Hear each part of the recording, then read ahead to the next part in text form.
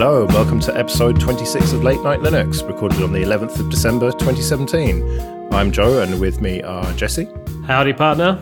Phelim. Oh, say can you see? And Ike. I got nothing. I've just been overwhelmed with Americanism. I feel scared, but yet I want to buy stuff. I went to the big country, and I went to the big shop. I went to, I've forgotten it. Oh, Best Buy, that everyone talks about all the fucking time. Ooh. So I've now popped my Best Buy cherry. It could only be topped by going to Target, whatever that is. I can only imagine it's for guns or something. Yeah, I went to Target as well. Did you go to the big Asda, Walmart? No, I was Forsaken Walmart. I think we were eating on that day. All right, fair enough. Right, well, so you are back with us, full house, lots to get on with. So let's start with a bit of news. And KDE has got a vision for the next 3 to 4 years. And Phelim, you are no doubt wetting your pants with excitement at this. I am. I really just can't contain myself. Well, no, I'm not going to be harsh on them now. So usability, privacy, and getting new devs in is the plan for the future. All valid. It's good that they're doing this now. Keep momentum going. I think they've had a really good version 5 release for that past year, even 2 years at this point. It's really going well, and yeah, you don't want to be complacent. You want to try to keep pushing on, and yeah, I think they're not bad goals to have, especially privacy. But like, these are the top 3 of a possible 10. I want to see what the other 7 were, because as you maybe pointed to at the start, they're not exactly that exciting. Make basic software better. No one uses basic software. It's the boring stuff. Everyone installs interesting stuff afterwards. Privacy software, all right, fair enough. Tip my hat to that. And then bringing new developers on board. I was just hoping for something, like really, really pushing it for the next 3 to 4 years. Yeah, well, but unlike other desktop environments, they can deliver stuff and have good stuff. So I don't see what the problem is. Am I the only person who despises the word onboarding? No. Good. I've seen it a lot lately. It seems to be the latest hot word in community. You can't talk, though, because you use the term daily fucking driver. And the only thing that daily driver should be is if someone is stabbing you with a screwdriver. Do you not like buzzwords then, Joe? I do not. Does nobody like having synergy across verticals? You've changed ever since you had that canonical meet. Oh man, they opened the kimono on the world for me. People actually still say that. More like they implanted something in your brain. So what of this privacy business then? How are they going to make you more private? So there's a great quote on one of the guys' Sebas's page where it says, invisibility is a superpower. Everybody was posting things online all the time. So I guess they're trying to get into the fact that people need to be probably educated on this stuff, but you need to also give them the tools to be able to do that properly. And things like email, chat. I had a simple one that cropped up on me there even today where Joe had sent a link that was a script and it was obviously executable.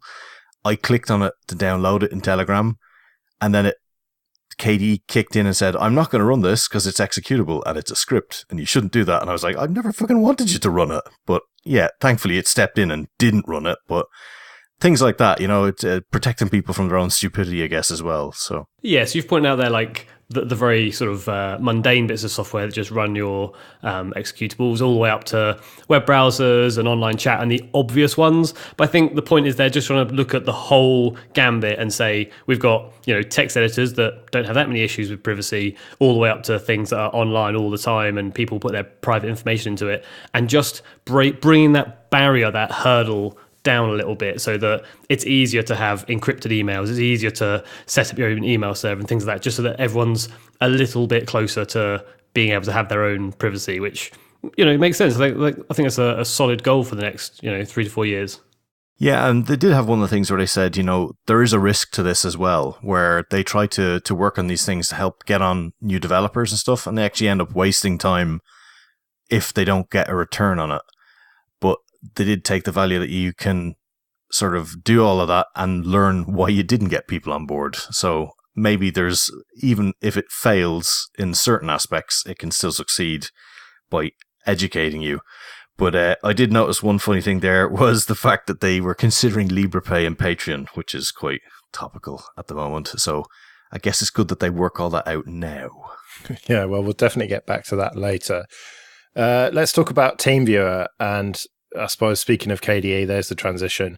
TeamViewer has got a native Linux port now using Qt, but it's proprietary bullshit, so why do I care? Because everybody uses it. If you work in any form of support role, you're going to end up touching it at some point, and I'm just happy that it's one less GTK thing I have to use. Well, because it was using Wine, wasn't it? Yeah, I don't know. I didn't even realize that at the time. So well done for masking that one. So yeah. It wasn't just Wine. You also had to have this unit, like you'd set up a systemd unit or sysv unit or whatever to run the server parts of them through Wine as well. Okay, yeah, if you wanted it to have to listen incoming, but I've never actually used that, so I've only ever done the opposite direction, so yeah. So before, it was like absolutely no effort in supporting Linux at all. It was like literally the Windows executable and a bundled version of Wine. Now it actually supports Linux, which is very, very good. Why do we not have a free software version of this then that's popular? Well, there used to be one. Its actually name escapes me now, but it would help you by setting up a reverse SSH connection to the client. But I mean, there you go. You've already made it complicated by even using that term in the name of it. But yeah, I don't know. I guess maybe just Linux boxes work so well that there's no need. Yeah, but what about going out? Like, why isn't there a free software thing that's cross-platform that you can install on a Windows box, you can install on your Linux locally, and then connect out to them and solve their problems for them? Well, there's Guacamole or Guacamole or however you pronounce that thing that's made from avocados. There is a server you can install somewhere and do remote desktop onto their boxes. But it's a bit of a faff to set it up. But at least TeamViewer, agreed the proprietary stuff, but at least they have come in and they are eyes wide open to the fact that everyone's moving over to Wayland. And so they've brought it out and it works on Wayland as long as you are outbound. But with all of the ways that Wayland works and security and all those sorts of things, actually having it inbound, you have to still use X, I believe. So they're saying that they're going to get there eventually, but they just need to work it out, and it'll take a little bit longer. It just seems to me that this is the last thing you want to recommend to people to install on their machine if you're going to support them. This hunking great bit of proprietary software that can control the entire fucking system. It's the freedom to do it, Joe. I mean, I thought you were big on this. It's got the brand power. It's recognized. People have known TeamViewer for years. If they're coming over from Windows, they want TeamViewer. It's up there with the Paint Shop Pros. They want TeamViewer on there, and now it'll actually work properly on Linux. So, yeah, it would be nice if we had well, apparently they want to know what I think because they've just popped up a little box saying, "Tell us what you think." No. It would be nice if we had like a proper alternative on Linux, but there isn't anything that really does everything that TeamViewer does to make it good for support. We just have remote desktop clients, and that's sort of the extent of it. And I think that's kind of the difference. There isn't anything that really does everything that TeamViewer does. I get very tired pressing print screen all the time when I'm trying to send a stream of JPEGs to somebody. Yeah, just 25 print screens a second, you know. Problem solved. Yeah, well, we've got X to go for like remote desktop stuff, but it's just not even the same thing, is it? Yeah, I mean, it's the support angle, isn't it? It's been able to connect to somebody else's system and guide them through what you're doing so they can see and you can tell them what to do and hand over the control. And IT people love that shit. It takes all the fun out of it, though. I like to be like on the phone to my parents. Left a bit, up, click, click, click. What exactly does it say on the screen right now? There's the X there. Press the X. No, left click. No, double click. Yeah, it takes the fun out of it anyway. Well, I don't really massively care about this. I suppose a lot of people will, so it's worth mentioning, but just more proprietary bullshit. Speaking of which, so your former employer, Ike, Intel,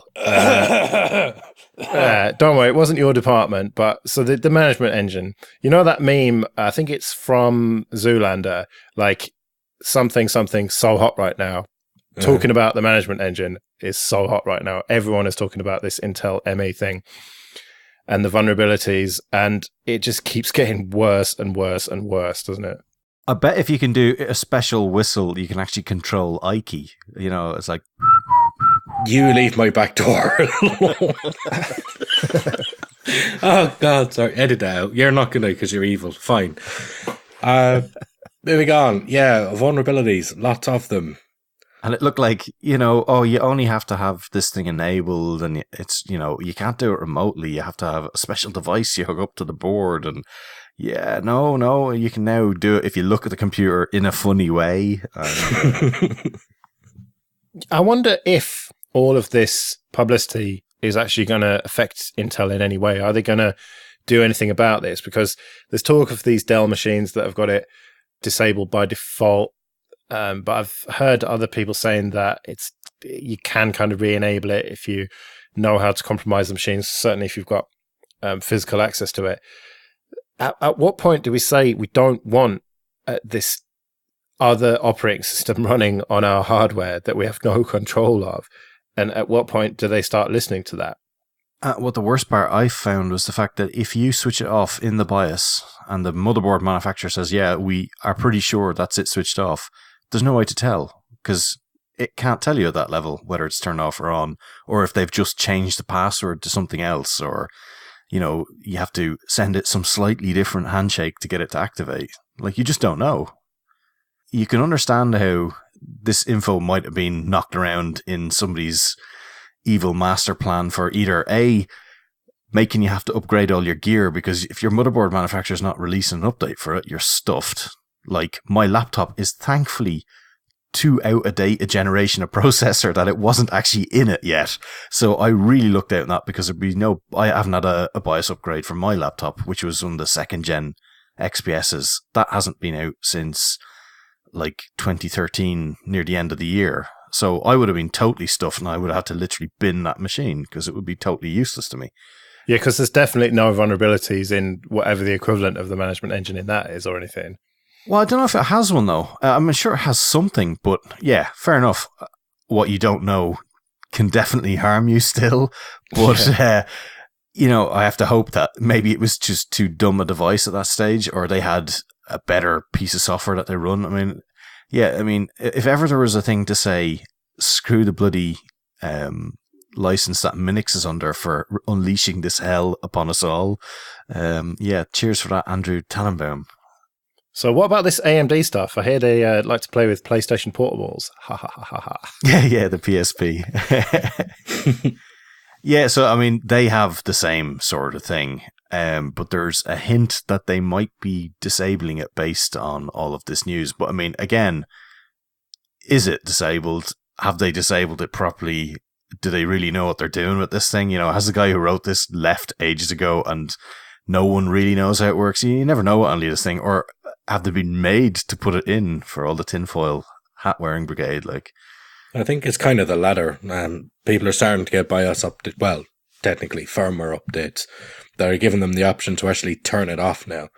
But is it though? It says it is, but like you say, you can't actually check and know unless you actually start tracing the hardware itself. You couldn't possibly know because, again, you can't see the code, which sort of goes back into your argument from last time, doesn't it? Yeah, and I've 3 XPS laptops here, right? Mine's too old, so it seems to be fine, according to their check tool.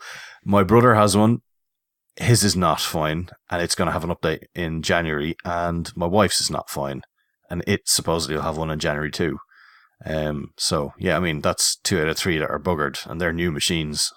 But this, to me, speaks of a larger point that Paddy used to bang on about in Linux Luddites, and that is that this stuff is so esoteric now. Computers, even someone like Ike, who runs a distro and knows how Linux works to a fairly deep level, even the kernel developers and hackers, they don't really have any real idea of what's going on at these really low levels. And so few people do know what's going on that you end up with a situation where it's just this proprietary stuff running at such a low level that we have no idea what it's doing. And there was a time when computing in the sort of 70s and 80s, people could actually potentially solder new things on and unsolder them and understand what all the capacitors and stuff did if you were a bit of an egghead.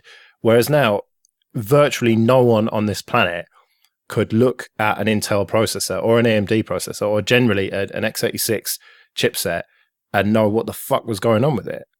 Yeah, I mean, ring 0 should be the bottom. Worst case, there's a bottom beneath it for for a virtual machine that you're actually in control of. But you should have a physical way of not using this if you want to. Like the old HP boxes used to have an ILO port. If you didn't want to use it, you just didn't plug it in, and you were protected from that. But I mean, yeah, you're right. Even the firmware on your hard drive can be taken control of now, if you want to take the nefarious side of things to it. And you can't stop it. Like, you're kind of stuffed at that level. So it's funny you mentioned the hard drive, because I was thinking about that. You've been saying that it's terrible, the processors have this and the processors can see what's going on. But obviously, if someone's put something in the hard drive, that could just be looking at all the ones and noughts going to and from, checking to see what's going past and sending stuff back up the networks. There's every major component in your PC has a tiny brain, and that tiny brain can do something else. But if you take think of a car analogy, cars are similar. Like nowadays, a lot of people don't bother maintaining their cars because they've got computers and all these sorts of things. But those computers in those cars are able to get the sorts of miles per gallon that we have to get in order to make everyone allowed to have a car and not pollute the planet. They're the things that allow you to have smart lights and smart windscreen wipers. Things that are very useful and safety critical. How quickly they can react when an airbag has to go off, things like that. So the processing power of the chip, I wouldn't be surprised, would be impacted if you start taking all these micro things away, because they were going to be relying on sub-processes or ways of streamlining and threading the different cores and things like this. I think, yes, there's probably a case there's obviously a case to be said about trying to not have these things, but I don't think you can just step back to a dumb processor because, as in, it only has a core that does what the kernel tells it to do, because we probably will miss out on a whole load of the advances that we've become used to. If you could just open the thing up, there was a good article in LWN where they talk about replacing the management engine using Go and a Linux kernel instead. So, I mean, maybe they just need to stop being so protective of some of the features of these things. I can understand the likes of NVIDIA wants that driver to be so locked up, but it doesn't seem to be doing AMD too much harm, nor Intel, and they're even joining forces to fight against that. So maybe a general sort of openness is what we really need. Can't see it happening, unfortunately. No, probably not, but you can dream. I mean, it'd be nice if it did, because you say about people not knowing what's gone down in the hardware. I mean, we've all got a pretty good idea, We all know that our SSDs and our hard drives have very large caches now. We all know pretty much every part of the hardware has some form of out-of-band communication that isn't monitorable from any operating system. You start to put two and two together, you get really fucking concerned really quickly. And over the last few years, there's no point having tinfoil hats anymore, because that's the world we live in. You don't need a tinfoil hat because, we can't trust our systems anymore. Don't worry though, Ike, don't worry. Almost everything is SSL now, so that makes it totally fine. HTTPS to the rescue. According to some spurious maths.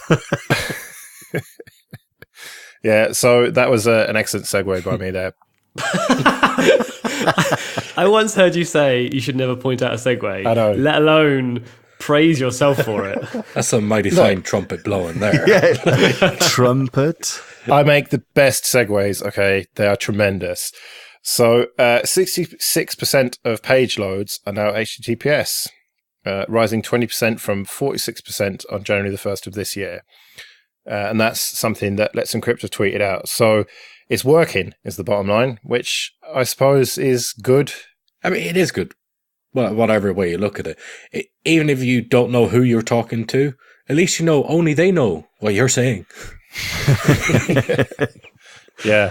Wildcard certs are coming the end of February next year. Come on now. That was your criteria for being brilliant.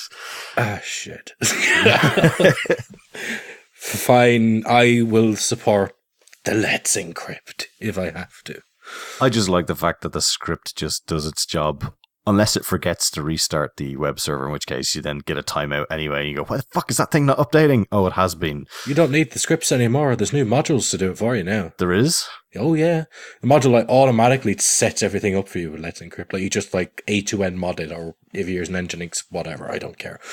But yeah, it don't have to do the whole script route anymore. So that's right. Nice. That I'm kind of tempted by now. So, you see? Laziness wins.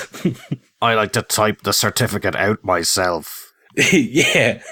IDRSA.pub. All right, well, let's move on. And so Red Hat and Facebook and Google and IBM have all got together and pretty much done what the kernel contributors did before with, this time it's called a Common Core Rights Commitment. And it pretty much says, if you're in violation of our GPL v2 software, we will not sue you straight away. We'll make sure that we give you the opportunity to come into compliance and release your source code. And we'll all be lovey-dovey and we won't sue you. And so let's keep using the GPL, everyone. Yay. Rather than proper free licenses like we talked about last time. Incorrectly. Opinions. Yeah, we got a lot of feedback about that. About how right I was. I know. It's good. Some people saying you were right. Some people saying that the others were right. And others saying that I didn't explain why I didn't like GPL3. Even I explained about 20 minutes doing so, explaining exactly why I didn't like it. But this is cool, right? The good part of GPL3 on existing GPL2 stuff. So everyone's going to be happy. Yeah, I hadn't realised that this was already in GPL v3, this allowance that if we warn you, you get a certain amount of time or an acceptable amount of time to try and put it right. I didn't realise that was in GPL v3, and all they're doing is reversing it onto 2 so that the people who use it all the time can throw it out there as well. But, you know, as you guys pointed out on the last show, it's a sensible use of... was the last show or was I on it? I forget already. But, you know, it's a sensible clause to put in there so we're not just bashing people with sticks as soon as they accidentally use code they shouldn't have done. do you think this is going to work then? Are we going to get to a situation where companies are less scared of the GPL? I mean, they've got some of the biggest players involved now, so it's kind of setting a trend in the industry more than anything. Like, I think it's more about getting others to fall in line with it so that everyone's playing from the same book. It's Red Hat, Google, and IBM. Like, you don't want to be playing against their rules, effectively. So I think everyone will fall into line now. Yeah, but I do have to wonder how much sort of Google, Facebook, and IBM are, is this just a bit of lip service rather than actually like, oh, we're going to move all our stuff over to the GPL now that we've got this one little caveat in there. It does, you know, I know they're doing the right thing and you can't ask for any more than that. But it seems like a very easy thing to do to get a good publicity win. He's so negative. Yeah, don't be so cynical. It's hanging around all those Trumpians too much, isn't it, really? Jesus. Yeah, too much time in Trumpistan. All right, well, let's finish off the news with Mozilla and Yahoo news. So who could have possibly seen this coming? Well, not you, Joe. Definitely not you. I've been talking about this since before this show existed, about how Marissa Mayer was responsible for signing a deal with Mozilla that amounted to $1 billion or more for Yahoo being the default search in Firefox in America and I think some other places like Canada. And having a clause in that deal that said if Yahoo gets sold and Mozilla doesn't like the company or entity who buys them, they can just pull the plug and get all the money regardless and go back to having Google. Well, they pulled the plug, went back to Google, as we know, with their Quantum release. And now Yahoo Holdings and Oath, the company that is basically Yahoo now, have said, oh, that's not right, and sued them. And so Mozilla has countersued by the looks of things. It's all a little bit opaque at the moment because it's all legal bullshit, but who could have possibly seen this coming? And I really hope that Yahoo or Oath, whatever, loses this and Mozilla gets to keep the money, because whoever did that deal at Mozilla deserves a pat on the back, man. Yeah, definitely. Because when you first told me about this, I said that is not true because that makes no sense. But apparently it was true. Maybe. Bit of a random thing because we're talking about Mozilla and, which links into Firefox again. And apparently I was negative about it slightly in the past. I'm now using Firefox. Yay. Well done. How is this not in the news docket? Because I've just remembered. What made you make the switch? Just a culmination of things, what I was saying earlier about the whole tinfoil hat thing. It's sort of try and grab back ownership of my life, my data, that sort of thing. If you could see me now, the tears. The tears are real. I've even got like a KDE VM on this system as well. Phelan, let me just stop you here. Right. So what was a more proud moment, when your son first walked or right now? Oh, right now, obviously. Never mind the child. But yeah, it now has the special place of... So I have two laptops. One of them is basically my workstation. Has like external monitor, keyboard, and everything like that. So it's effectively the Solus work machine. Then I have my personal laptop, which is like... it's my personal laptop, really. What, for porn and that? No, like for Netflix and stuff. So that goes on the chair, nighttime, boom, put a bit of Netflix on. So that's only running Firefox. It's not even installed Chrome on that laptop. Like, I did a fresh install and just using Firefox on it. I know I'm using Netflix and that's bad, but it is Firefox. Well, no, I mean, you can't legally watch the things you want to watch any other way, so it's better you do it legally, and that's fine. And I'm kind of liking it a little bit. There you go. Do you find yourself using it on the workstation then? I'm getting there. I am getting there. It's getting out of Chrome because it is stupid, because it's like, why do I use Chrome? The main reason is I wouldn't be able to get into half the websites without it, because it remembers all the details. But then you remember, it's like, oh shit, it has all my details. Yep. It owns me. And then that in itself is sort of the argument for not using Chrome, isn't it? In a nutshell. But surely Firefox remembers details. Yeah, but it would be using... so if I was starting Firefox without Firefox Sync or anything, it would be using like GNOME keyring daemon, right?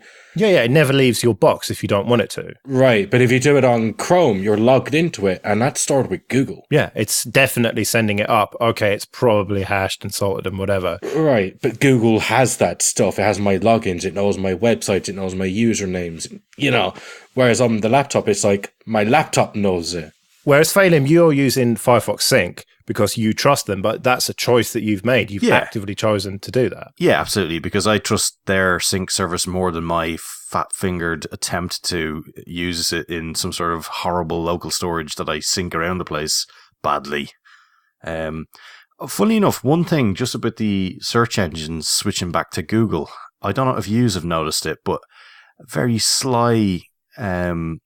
if you go to the open new tab page in the new Firefox, it displays like a couple of boxes of the sites that you've been at recently, whatever, and you just search in the bar along the top. I don't know what they call it now, address bar or whatever. Omnibar, I think. Yeah, the amount of times it goes, oh, things have changed. Do you want us to default everything back safely to Google? And it's like, no, fucking right off there. And there's actually a notice. If you go to startpage.com, as a notice saying, oh, you're using Firefox Quantum, be careful, because they're like aggressively trying to force you back onto Google search. I was worried you were going to say DuckDuckGo for a second there, but well done for you. Fuck off.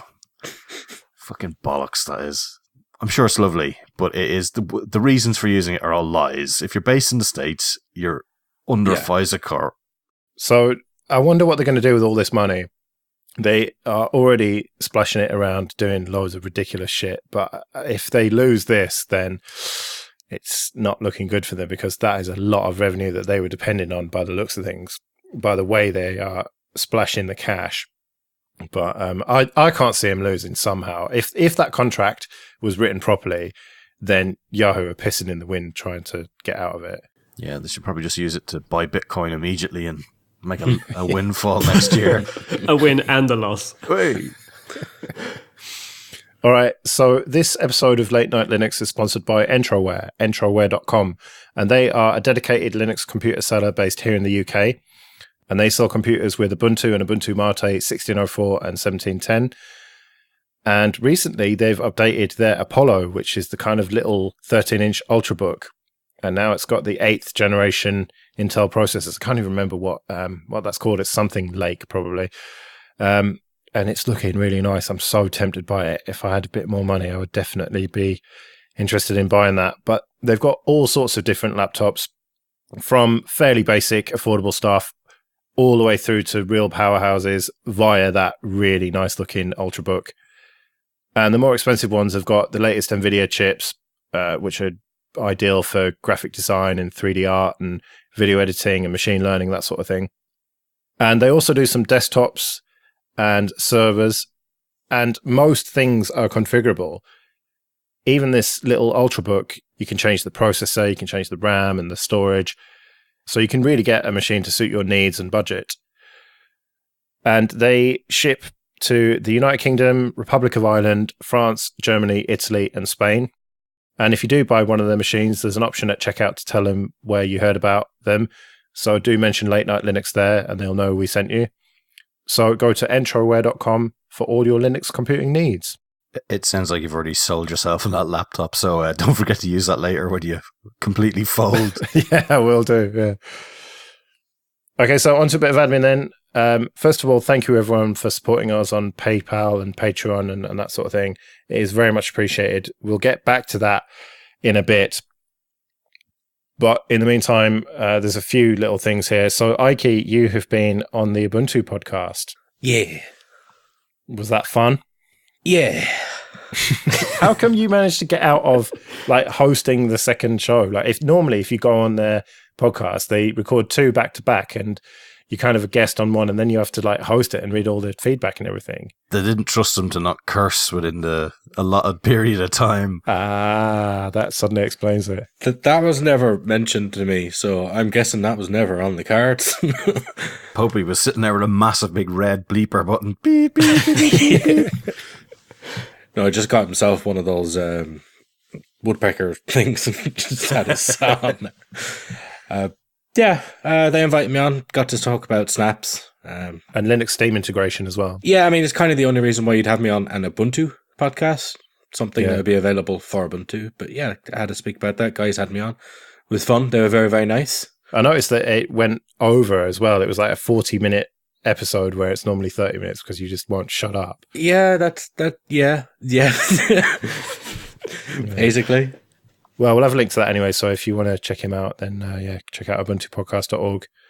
Oh, I forgot to say, if you want to join the people supporting us on PayPal and Patreon, then go to latenightlinux.com/support. And if you want to get in contact, latenightlinux.com/contact. There's various ways to do that. Quick Nexus 9 update. Loads of people got in contact and said, do this, do that, and do that, and then you can have it not encrypted anymore and it'll run really fast. Well, I tried them all and none of them worked because I'm too much of a fuckwit. So please, I'm reiterating this call. I need like proper step-by-step idiot-proof instructions of how to do this. Not just, because I do know about custom ROMs. I know about ADB and Fastboot and flashing things, and I just could not get it to work no matter what I tried with custom kernels and all sorts. So I want proper modern Lineage OS, ideally, with encryption disabled and OTAs working and not breaking that fact that it's not encrypted anymore. So if anyone wants to talk me through it, even like on Mumble or something, that would be cool because I want my tablet back. Otherwise, I'm just going to have to reflash Lineage and just accept that it's slow and shit. Maybe you could use TeamViewer. Yeah, good idea. We also got an email in from Holger Pinot, which I thought was very interesting, and it was talking about Lineage OS for Micro G. And so Micro G was in the distant, dusty backs of my memory, but I've refreshed myself, and it's the free as in freedom re-implementation of Google's proprietary Android user space and libraries. And so you can basically get the sort of the Google goodness like location services and the basic apps uploading bits and bobs without it actually using the Google services. And there's been a fork of Lineage to allow you an unofficial lineage fork, I should point out, that uses the micro G Google Apps implementation. So that is good news for people who like to have some of the sort of benefits of Google, like location services I was pointing out, without it actually going through the Google services. So there's one for people who might be interested. Well, I actually flashed this a few weeks ago, maybe a couple of months ago when it first came out, and I didn't have enough to talk about it on the show, really. I just don't know enough about it. I either use just totally Google-less like Phelim and F-Droid, or flash OpenGApps Pico and don't really care. So it's kind of in that middle ground where if you're going to use proprietary applications, then there's not really any point having this micro G thing. You may as well just use proper Google Play services and that sort of thing. Yeah, well, see, here's a funny one, right? This was never around when I got into using F-Droid and stuff, so I've kind of grown to the point where I actually don't use anything that requires it. But there's actually one app that does, and it's not in F-Droid, and it annoys me no end because it's actually K-Stars, the KDE astronomy app, because, you know, it's handy to actually look up at the sky and go, what in God's name is that thing? Are we all going to die tomorrow? And be able to look it up in a star map app. And you couldn't get the Sky Map Google one at all, although there is one in F-Droid now, which is somebody's hacked it. Yeah, because that's an Apache license, isn't it? The Sky Map, I think, the Google one. Yeah, but somebody hacked it so it didn't need all the bolt-in stuff. And it seems to work now for whatever reason. I think there was a time when you couldn't get it to work. But it is now. But K-Stars uses the Google app stuff. So technically, I guess they could get that to work with micro G, and maybe they can actually use a KDE piece of software on F-Droid, which it isn't in at the moment. You can only get it in Play Store. So, yeah, maybe I will use it in the long run. I don't understand your point, Joe. Like, surely, if you don't want Firefox to be if you don't want to use Chrome because it sends all the stuff to Google, and you're saying you either go all in on F-Droid or all in on Google, doesn't this micro G give you all the benefits of the Google type apps and the non-Google ones like Phelim's pointing out, without having to have all the Google stuff going to Google? Like, surely it's like, sorry to say like so many times, it's an American thing. It's like coming back from, it's the best of both worlds. It's like totally awesome. Exactly. Yeah, well, I suppose that you make a good point that I shouldn't be all in with it, and I should probably try this more and sideload all the proprietary apps that I need, like the Google stuff. But it's just so easy with OpenGApps Pico. It just gives you the Play Store and everything that you need. But I should probably care more about freedom. Somehow, with mobile devices, you just accept that there's less freedom there. And that's a pretty bad state of affairs. And that's why people are trying to do things like the Librem 5 and stuff. But yes. Anyway, all right. So I promised that we would return to this Patreon thing. Now, it cannot have escaped many people's attention that Patreon has made some changes this week, and changes for the worse as far as most people are concerned. Ike, you pretty much depend for a living on Patreon, so you probably know most about this. My understanding is they've changed it so that instead of, if you want to support something like Solus for $1 a month, it costing you $1 and Solus swallowing some fees, it now costs you $1.35 to do that, and Solus pays slightly less to Patreon as a result. So that's got to be good, right?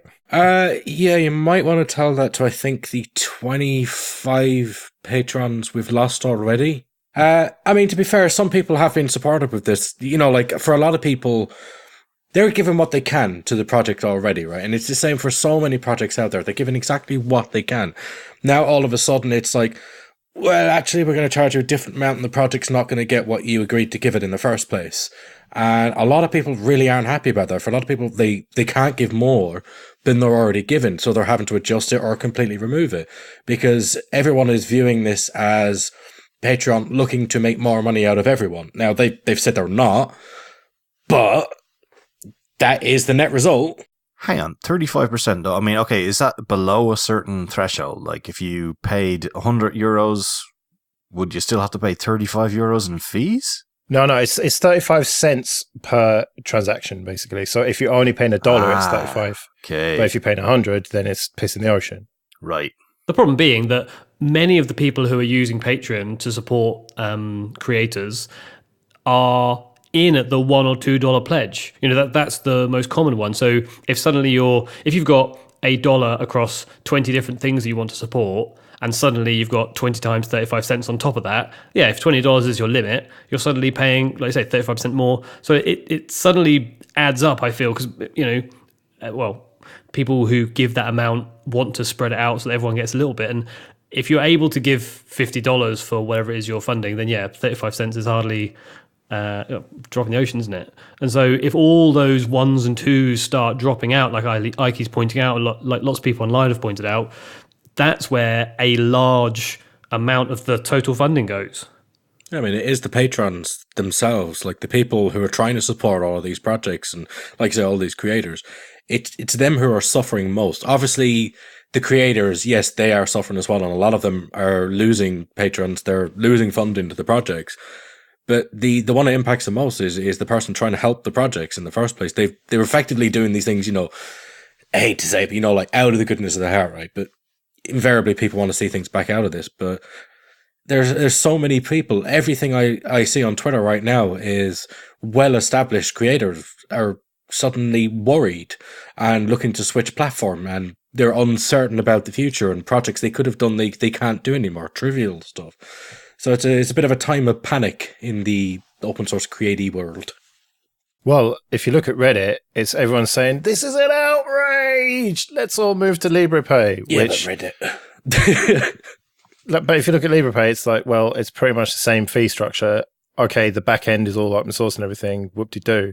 That is good, but it's not going to solve this problem. The problem that we have is that all these people, this podcast included, are relying on a third-party service to process payments, to be a middleman between all the people out there who want to support us and us who want to be supported, because it's too difficult to roll your own system, although some podcast networks and presumably other projects have done so and made their own thing where it involves putting a credit card in and maybe using Stripe or whatever. But again, you're still using a third-party service. There's virtually no other way to receive funds without a middleman being involved. Even cryptocurrencies, people could be screaming, oh, what about Bitcoin? What about Bitcoin? Well, you still have to pay transaction fees, although potentially not if you're willing to wait a long time for the payment to go through. But is that the answer? Is the answer staring us in the face? Do we not just all move to Bitcoin or some similar cryptocurrency, and that solves the problem? Then we don't have to deal with bullshit like Patreon and them pulling the rug out from under us. Look, just because you've got a Pico coin or whatever you have at this point, and you're trying to up the influence and make some more cash out of us. I don't know, but not as Bitcoin is a bad example because that is now being treated like gold, and they call it mining for a reason. People want to sort of hang on to that because it's going up massively in value. And I'm going to predict in a couple of weeks, probably, that it's going to go up another 10 times in the next year. But there are other cryptocurrencies that are being used to actually trade stuff and being used as a currency. And maybe that's the way. But I suppose at the end of the day, I can't pay my rent with Bitcoin, can I? There are a few places where you can, maybe, in like fucking San Francisco or whatever. But that I need to cash that out at some point into real world dollars or euros or pounds. And so you're always going to be relying on that third party service unless people literally come around my flat and stick bundles of tenors in my pocket. It was resting in your mattress. Yeah. But Patreon also has the massive advantage that it's the one-stop shop. Everyone has a Patreon account. The podcast everyone listens to accept Patreon. It's just, oh, thank God, there's one easy way of doing this. I don't have to F around with, PayPal payments or set up reoccurrings, whatever. It's just done easy.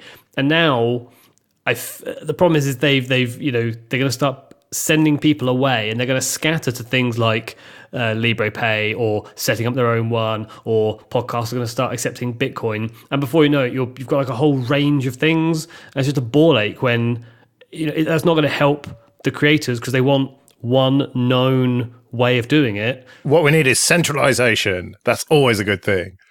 Sometimes it is. It's the network effect, isn't it? If everyone's on it, it does well because everyone's able to give and take. That's why Visa works, and that's why Bitcoin doesn't. So, Ike, you are running a Linux distro that is relying on Patreon. What are you going to do about this?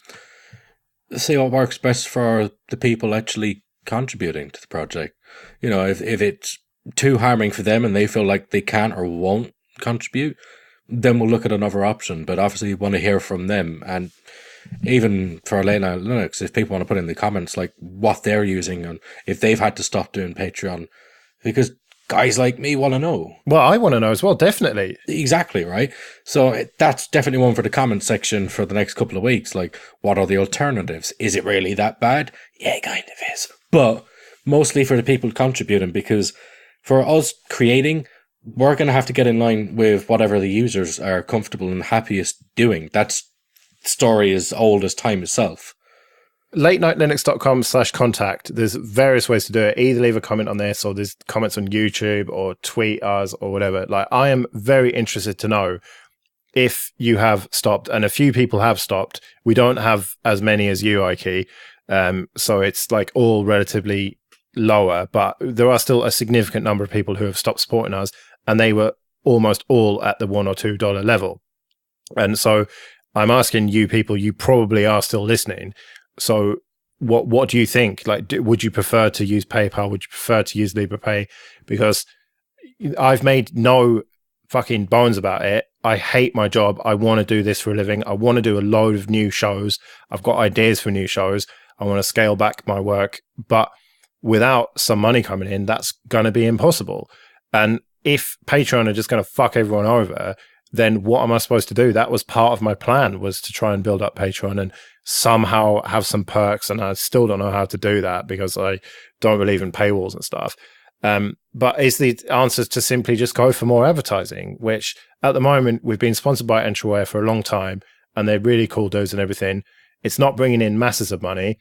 And at least it is relevant. At least it is Linux hardware. It's totally relevant. But like, we could be shilling mattresses and stuff relatively easily. You and your fucking mattress king. What the fuck Well, is no, that? that's the thing. Like, listen to most podcasts and like, you know, mattresses, Squarespace, all of that shit. I have never heard fucking mattresses being advertised. Mattresses and razors. Yeah, razors and shit like that. Like, there's a lot of startups that are interested. Maybe if you listen to Duvet Weekly, they keep going on about that type of shit. But I mean, You must just skip the Hollywood Babylon ones immediately. It's never been on the Hollywood Babylon. The fucking Dave School is always on it, in which case I keep picturing somebody sitting in front of Dave TV channel all day watching reruns of Top Gear going, what the fuck's that meant to teach you? Power. This is back when they used petrol. But anyway, like, they probably shouldn't have said all this, or I shouldn't have said all that, like laying out the truth. But in the sort of open source freedom, whatever, like that's the fucking truth of it, listener. If I'm going to do this and do more shows, then I need to get more money coming in from it. And Patreon was part of that plan. And now I'm seriously thinking, fuck them. So I don't know. I want to hear, and Ike definitely wants to hear from the audience, because he's already made that jump, haven't you? So you're like, you don't, well, I suppose you could always go back to being a wage slave if you wanted to. Don't worry, Jack Conte Painting Pencils has heard the creators and patrons, so he's on it. Apparently he's making a statement this week, according to Twitter. Yeah, there is going to be a statement coming. Some sort of clarification. Basically, in his own words, they fucked up the rollout.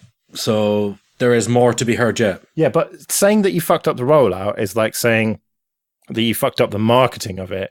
Like, that's not saying that you fucked up the idea of it.